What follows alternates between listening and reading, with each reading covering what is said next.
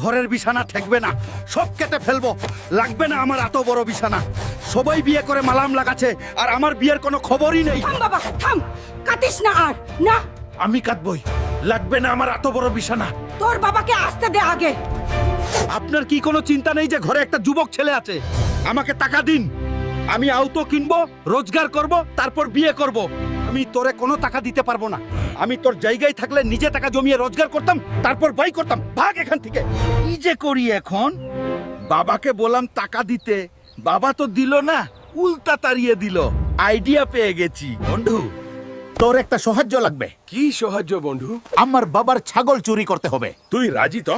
আমি রাজি বন্ধু। বন্ধু, ওইটাই মনে হয় আমাদের ছাগল। তুই আশেপাশে দেখতে থাক।